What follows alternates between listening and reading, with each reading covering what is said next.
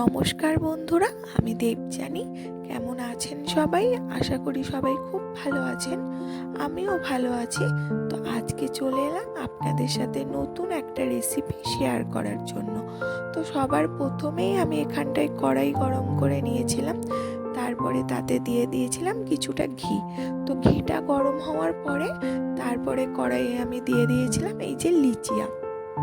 এই যে দেখতে পাচ্ছেন চালের মতো সাদা সাদা, তো এটা চালের মতো, মানে অতটা ছোট নয়, ওর থেকে কিছুটা বড় সাইজের। তো এই লিচিয়া তো আপনারা হয়তো অনেকেই চেনেন, যে চুষি পিঠের বিকল্প আর কি যাকে বলে। তো সবার প্রথম যেটা করতে হবে, যে ঘিয়ের মধ্যে এই লিচিয়াটা খুব ভালো করে ভেজে নিতে হবে। মানে পুরো লাল লাল নয়, কিন্তু একটু হালকা বাদামি, যতক্ষণ আভা আসবে ততক্ষণ ভেজে নিতে হবে। তো এই যে দেখুন, আমি কিরকম হালকা বাদামি করে ঘিয়ের মধ্যে এটা ভেজে নিয়েছি। তো এটা ভেজে নেওয়ার পরে তারপরে এটা একটা পাত্রে তুলে রাখতে হবে। এবার আপনি যদি অন্য আর একটা পাত্রে করতে চান, করতেই পারেন, তাহলে এটা এই কড়াইয়েই রাখতে পারেন।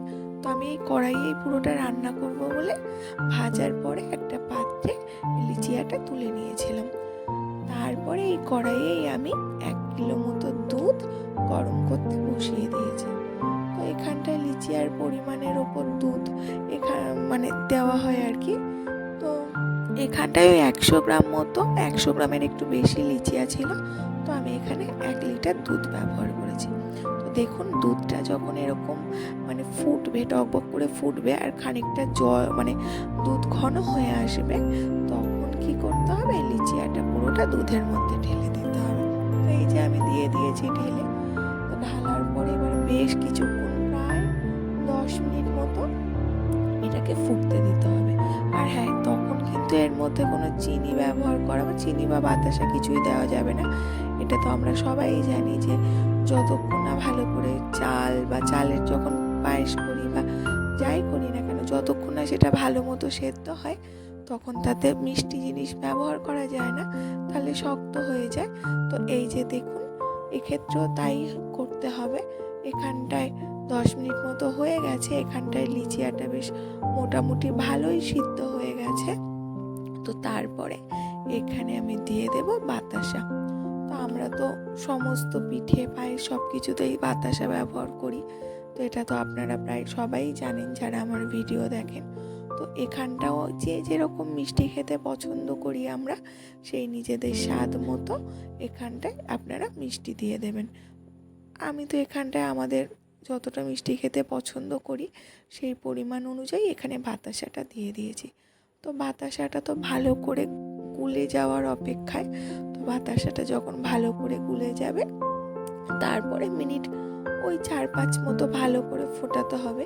কিন্তু এটা কিন্তু একেবারে ঝোল ঝোল নামাতে হবে, মানে একটু ঘন হয়ে গেলে নামালে কিন্তু কিছুক্ষণ পরে পুরো শক্ত হয়ে যাবে।